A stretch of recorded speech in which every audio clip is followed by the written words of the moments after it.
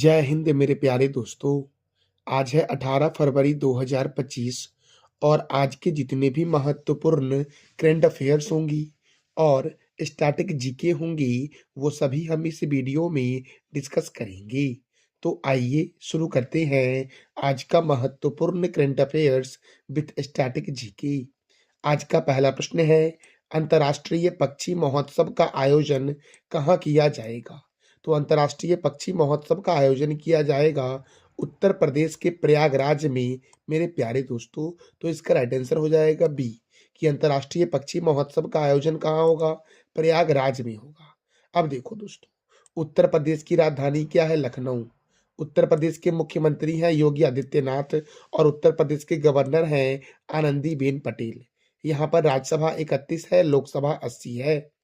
दुधवा राष्ट्रीय उद्यान, हस्तिनापुर वन्य जीव अभ्यारण्य, रानीपुर वन्य जीव अभ्यारण्य, चंद्रप्रभा वन्य जीव अभ्यारण्य, सुर सरोवर वन्य जीव अभ्यारण्य, बखीरा वन्य जीव अभ्यारण्य, पिलभित राष्ट्रीय उद्यान, अमानगढ़ बाघ रिजर्व और लाख बहोसी अभ्यारण्य उत्तर प्रदेश में है।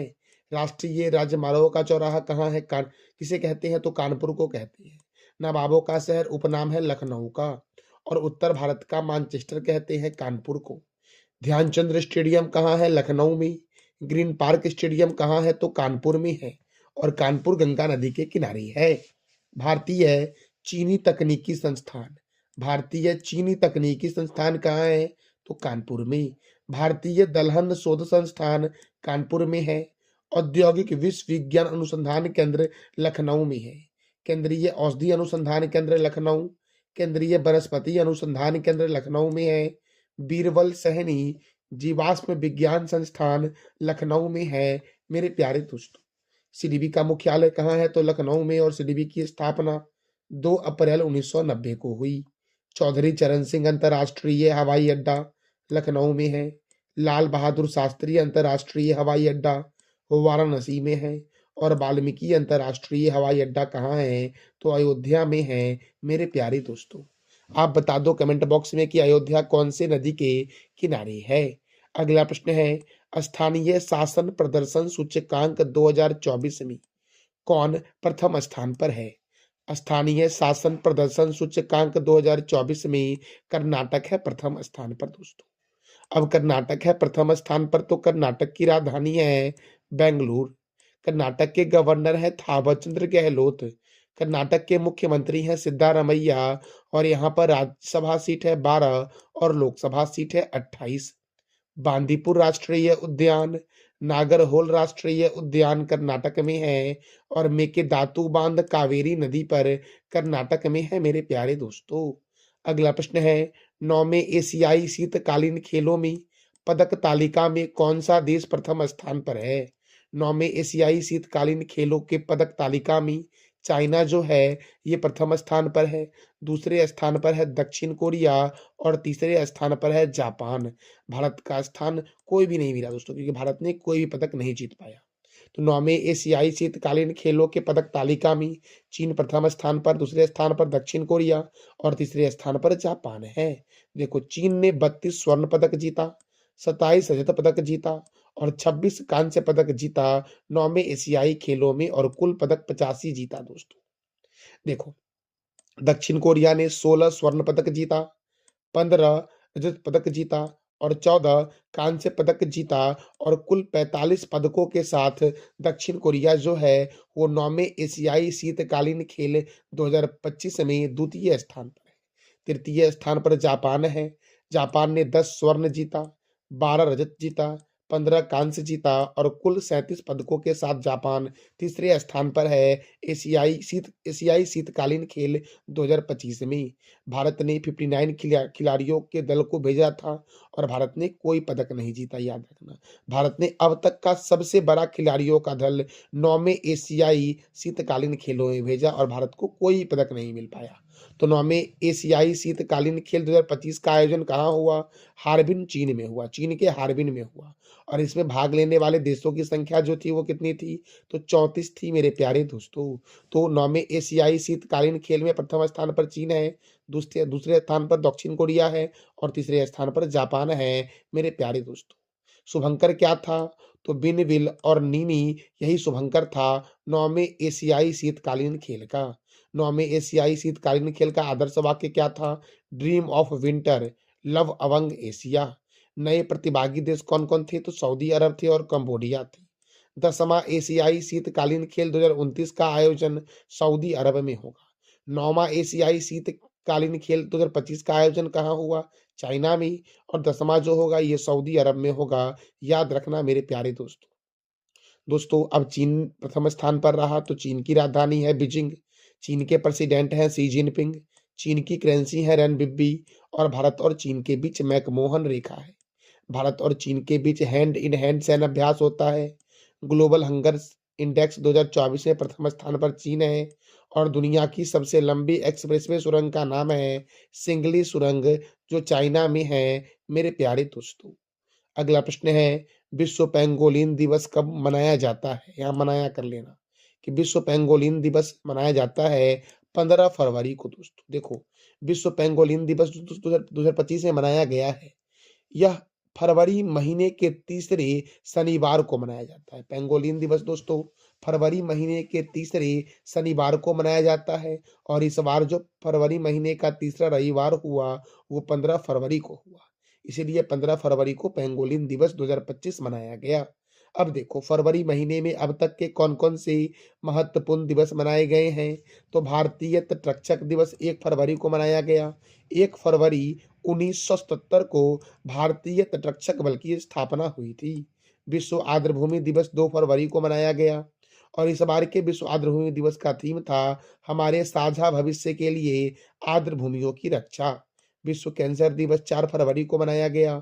थीम था इस बार के कैंसर दिवस का यूनाइटेड बाय यूनिक मेरे प्यारे दोस्तों। यूनानी दिवस कब मनाया गया? 11 फरवरी को। सुरक्षित इंटरनेट दिवस 11 फरवरी को मनाया गया। इस बार के इंटरनेट दिवस का थीम था together for a better internet. अंतर्राष्ट्रीय हिंसक उग्रवाद रोकथाम दिवस 12 फरवरी। राष्ट्रीय उत्पादकता दिवस 12 फरवरी को मनाया गया। राष्ट्रीय उत्पादकता परिषद की स्थापना 12 फरवरी 1958 को हुई थी। दोस्तों 1958 को डीआरडीओ की भी स्थापना हुई। और 1958 को नासा की भी स्थापना हुई थी। अंतर्राष्ट्रीय डार्विन दिवस कब मनाया गया? 12 फरवरी को। विश्व रेडियो दिवस 13 फरवरी। अंतर्राष्ट्रीय कंडोम दिवस 13 फरवरी। अंतर्राष्ट्रीय बाल कैंसर दिवस 15 फरवरी। और विश्व पेंगोलिन दिवस 15 फरवरी को 2025 में मनाया गया है। याद रखना, क्योंकि यह फरवरी महीने के तीसरे शनिवार को मनाया जाता है। अगला प्रश्न है, sport star of the year पुरस्कार 2025 किसने जीता है? तो पीआर श्रीजेश ने जीता है और मनु भाकर ने जीता है। पीआर श्रीजेश का संबंध हॉकी से है और मनु भाकर का संबंध शूटिंग से है। तो याद रखना, sport star of the year पुरस्कार पुरुष 2025 जीता है पीआर श्रीजेश ने। और महिला वर्ग में मनु भाकर ने जीता है, अर्थात इसका आंसर हो जाएगा ए और बी दोनों दोस्तों। अच्छा, पीवी सिंधु का संबंध बैडमिंटन से है, मनु भाकर का संबंध शूटिंग से है और पीआर श्रीजेश का संबंध हॉकी से है मेरे प्यारे दोस्तों। विशेष सम्मान गेम चेंजर पुरस्कार दिया गया जय शाह को। सर्वश्रेष्ठ राज्य खेल प्रोत्साहन के लिए मध्य प्रदेश को नवाजा गया। सर्वश्रेष्ठ कॉरपोरेट खेल प्रोत्साहन के लिए रिलायंस को दिया गया दोस्तों। सर्वश्रेष्ठ पीएसयू खेल प्रोत्साहन के लिए रेलवे स्पोर्ट प्रमोशन बोर्ड को दिया गया। सर्वश्रेष्ठ विश्वविद्यालय खेल प्रोत्साहन के लिए Kalinga institute of industrial technology को दिया गया। वर्ष के युवा अचीवर का अवार्ड पुरुष में दिया गया पार्थ मानेक को शूटिंग के लिए दोस्तों। और वर्ष में युवा अचीवर महिला के लिए दिया गया नेहा सांगवान को, जिनका संबंध कुश्ती से है। लाइफ टाइम अचीवमेंट अवार्ड पुरुष में दिया गया गुरबख्श सिंह को, जो हॉकी से संबंधित हैं। और लाइफ टाइम अचीवमेंट अवार्ड महिला में दिया गया मैरी डिसूजा सिक्सवेरा को, जो हॉकी से संबंधित है। प्रेरणादायक आइकन अवार्ड जो दिया गया वो पीवी सिंधु को दिया गया, जो बैडमिंटन से है संबंधित मेरे प्यारे दोस्तों। तो आपसे यह भी पूछ देगा कि नेहा सांगवान का संबंध किस खेल से है? तो कुश्ती से है। गुरबख्श सिंह का संबंध हॉकी से है। मैरी डिसूजा सिक्सवेरा का संबंध हॉकी से है। और पीवी सिंधु का संबंध बैडमिंटन से है मेरे प्यारे दोस्तों। आप बताओ कि पीआर श्रीजेश का संबंध किस खेल से है? अगला प्रश्न है, वैश्विक पर्यटन लचीलापन दिवस 2025 कब मनाया गया है? 17 फरवरी को मनाया गया वैश्विक पर्यटन लचीलापन दिवस 2025 मेरे प्यारे दोस्तों। नौसैनिक अभ्यास कोमोड की शुरुआत किस देश में हुई है? तो इंडोनेशिया में हुई है। नौसैनिक अभ्यास कोमोड की शुरुआत मेरे प्यारे दोस्तों, और इस नौसैनिक अभ्यास में 39 देश पार्टिसिपेट कर रहा है। इंडोनेशिया के द्वीपीय प्रांत बाली में इसका आयोजन होगा। पहला कमोड अभ्यास जो हुआ था, कोमोड अभ्यास, पहला कोमोड अभ्यास जो हुआ था 2014 को हुआ था इंडोनेशिया में। अब इंडोनेशिया की राजधानी क्या है? जकार्ता। लेकिन इंडोनेशिया की नई प्रस्तावित राजधानी जो है उसका नाम है नूर संतारा दोस्तों। इंडोनेशिया के राष्ट्रपति कौन है? प्रोबोवो सुबियातो। और ये जो प्रोबोवो सुबियातो है यही गणतंत्र दिवस 2025 के मुख्य अतिथि भी थे मेरे प्यारे दोस्तों। अगला प्रश्न है, भारतीय रेलवे वित्तीय वर्ष 2025 से 26 में अपने नेटवर्क का कितना प्रतिशत विद्युतीकरण कार्य पूरा कर लेगा? तो 100% मेरे प्यारे दोस्तों। मैंने फिर से पूछ रहा क्वेश्चन कि भारतीय रेलवे वित्तीय वर्ष 2025 से 26 में अपने नेटवर्क का कितना परसेंट, जो भारत का रेलवे नेटवर्क है इसका कितना प्रतिशत विद्युतीकरण का कार्य पूरा कर लेगा? तो 100% मेरे प्यारे दोस्तों। अब भारतीय रेल, तो भारतीय रेल के संदर्भ में कुछ महत्वपूर्ण प्रश्नों को जानते हैं। जैसे कि रेलवे की शुरुआत भारत में हुई थी 16 अप्रैल 1853 को, जो मुंबई से थाने के बीच 34 किलोमीटर चली थी, और इस ट्रेन का नाम था ब्लैक ब्यूटी। भारत में जो रेल चलाया गया था वो डलहौजी के शासनकाल में चलाया गया था। विश्व में प्रथम रेल चली थी 1925 में, स्कॉटन से डार्लिंगटन के बीच चली थी, याद रखना। प्रथम विद्युत रेल भारत में कब चली? तो 3 फरवरी 1925 को चली थी, मुंबई वीटी से कुर्ला हावर के बीच। बिजली से चलने वाली प्रथम सवारी गाड़ी का नाम था डेक्कन क्यून, और यह मुंबई से पुणे के मध्य 1 जून 1930 को चली थी। विश्व की चौथी सबसे बड़ी नेटवर्क जो है वो भारतीय रेलवे की है। सबसे बड़ी रेलवे नेटवर्क का जाल जो है वो अमेरिका में है, दूसरा रूस में है और तीसरा चीन में है, चौथा भारत में है। रेलवे बोर्ड की स्थापना 1905 में हुई। भारतीय रेल का राष्ट्रीयकरण 1950 में हुआ।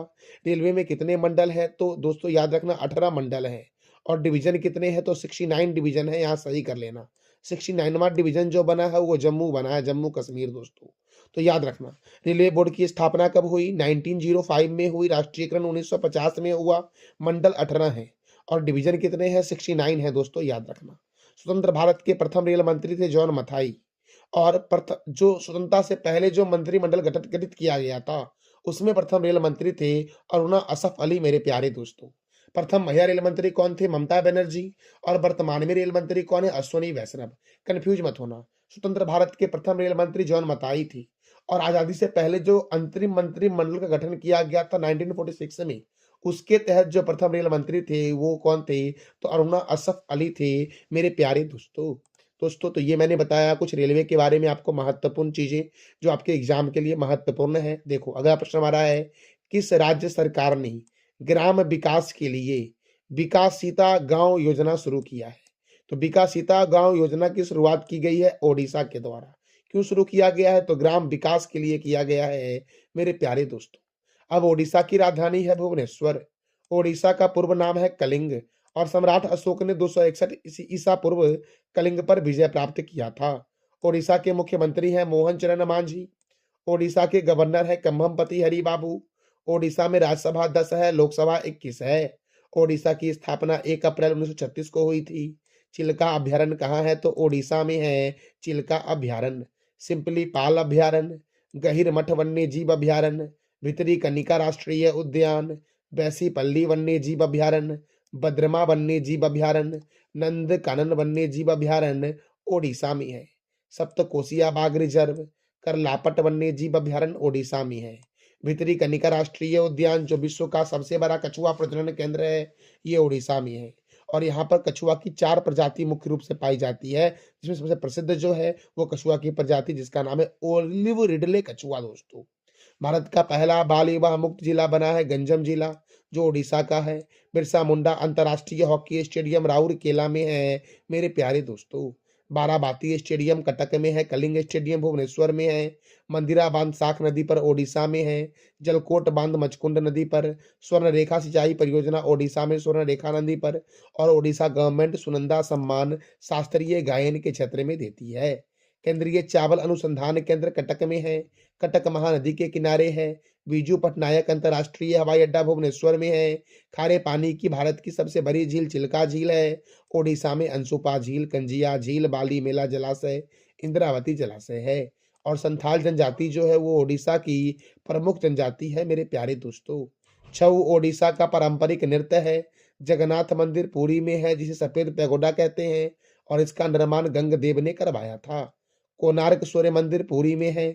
इसका निर्माण नरसिंह देव प्रथम ने करवाया था जिसे ब्लैक पैगोडा के नाम से जानते हैं। कोणार्क सूर्य मंदिर को 1984 में यूनेस्को के विश्व विरासत स्थल की सूची में शामिल किया गया था मेरे प्यारे दोस्तों। दोस्तों हमारा अगला प्रश्न है, किस देश ने ऑपरेशन डेविल हंट शुरू किया है? तो ऑपरेशन डेविल हंट की शुरुआत जो की गई है वो बांग्लादेश में की गई है और भारत और बांग्लादेश के बीच संप्रीति नौसैनिक अभ्यास होता है मेरे प्यारे दोस्तों। देखो, सुरक्षा बलों ने भीड़ों के हमलों और तोड़फोड़ की राष्ट्रव्यापी घटनाओं को रोकने के लिए शुरू किया गया जो अभियान है उसका नाम है ऑपरेशन डेविल हंट। और इस ऑपरेशन डेविल हंट के तहत जो सुरक्षा बल है उन्होंने बांग्लादेश में 1308 लोगों को गिरफ्तार किया है। तो बांग्लादेश की राजधानी है ढाका, करेंसी यहाँ की है बांग्लादेशी टका और बांग्लादेश के प्राइम मिनिस्टर हैं मोहम्मद यूनुस मेरे प्यारे दोस्तों। दोस्तों तो ये था हमारा आज का महत्वपूर्ण करंट अफेयर्स। अब कुछ महत्वपूर्ण जीके को हम लोग देख लेते हैं, जैसे कि स्वतंत्रता प्राप्ति के समय भारतीय राष्ट्रीय कांग्रेस के अध्यक्ष कौन थे? तो जेबी कृपलानी थे। कावेरी जल विवाद कर्नाटक और किस राज्य के बीच है? तो तमिलनाडु के बीच है। होम रूल लीग की स्थापना एनी बेसेंट ने कब की थी? 1916 में की थी। विश्व जल दिवस कब मनाया जाता है? 22 मार्च को मनाया जाता है। वायुमंडलीय दाब को मापते हैं बैरोमीटर में मेरे प्यारे दोस्तों। किससे मापते हैं वायुमंडलीय दाब को? बैरोमीटर से। तो फिर से मैं रिपीट कर दे रहा हूं, स्वतंत्रता प्राप्ति के समय भारतीय राष्ट्रीय कांग्रेस के अध्यक्ष कौन थे? जेबी कृपलानी। कावेरी जल प्रपात कावेरी जल विवाद, यहां सही कर लेना, कावेरी जल विवाद कर्नाटक और किस राज्य के बीच है? तमिलनाडु के बीच है। होम रूल लीग की स्थापना एनी बेसेंट ने कब की? 1916 में। विश्व जल दिवस कब मनाया जाता है? 22 मार्च को। वायुमंडलीय दाब को मापते हैं किससे? तो बैरोमीटर से मापते हैं मेरे प्यारे दोस्तों। हृदय गति की जांच की जाती है कार्डियोग्राफ से। रुद्रसागर झील किस राज्य में है? त्रिपुरा में है। गुरुमुखी लिपि का आविष्कार किसने किया था? गुरु अंगद ने किया था। सिंधु घाटी सभ्यता का लोथल किस राज्य में स्थित है? लोथल शहर गुजरात में है। न्याय की जंजीर किस शासक के द्वारा स्थापित की गई थी? तो जहांगीर के द्वारा। आगरा फोर्ट का निर्माण किसने करवाया था? तो अकबर ने करवाया था आगरा फोर्ट का निर्माण दोस्तों। हिमालय पर चढ़ने वाली पहली महिला का नाम है जुनको तेवई जो जापान की थी। बेलूर किस नदी के किनारे है? यांगची नदी के किनारे है।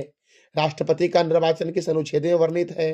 तो 54 में। अनुच्छेद 54 में राष्ट्रपति का निर्वाचन वर्णन है। संघ की राजभाषा का वर्णन किस अनुच्छेद में है? तो अनुच्छेद 343 में है। राजभाषा का वर्णन भारतीय संविधान के किस भाग में है? भाग 17 में है। संविधान संशोधन किस देश के संविधान से लिया गया? तो दक्षिण अफ्रीका के संविधान से लिया गया है संविधान संशोधन की प्रक्रिया मेरे प्यारे दोस्तों। तो ये था कुछ महत्वपूर्ण जीके जो मैंने आपको बताया जो एग्जाम के लिए महत्वपूर्ण है। कल मैंने आपसे 3 प्रश्न किया था कि 38वें राष्ट्रीय खेलों का समापन कहाँ हुआ? उत्तराखंड के हल्द्वानी में। आदि महोत्सव 2025 का आयोजन कहाँ हुआ? नई दिल्ली में। और वही मैं पूछूं कि आदि पूरम त्योहार कहाँ मनाया जाता है? तमिलनाडु में।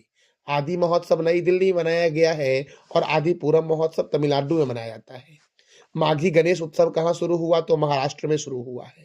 आज का आपका 3 प्रश्न है, किस देश ने ऑपरेशन डेविल हंट शुरू किया है? अमेरिका के राष्ट्रपति का निवास स्थान क्या है या कहाँ रहते हैं? और हेमिस राष्ट्रीय उद्यान कहाँ है? तो इस तीनों प्रश्नों का जवाब देना है आपको कमेंट बॉक्स में। ये था हमारा आज का महत्वपूर्ण करंट अफेयर्स, जिसका पीडीएफ आपको टेलीग्राम पे मिलेगा, जिसका लिंक वीडियो के डिस्क्रिप्शन बॉक्स में है। थैंक यू सो मच मेरे प्यारे दोस्तों।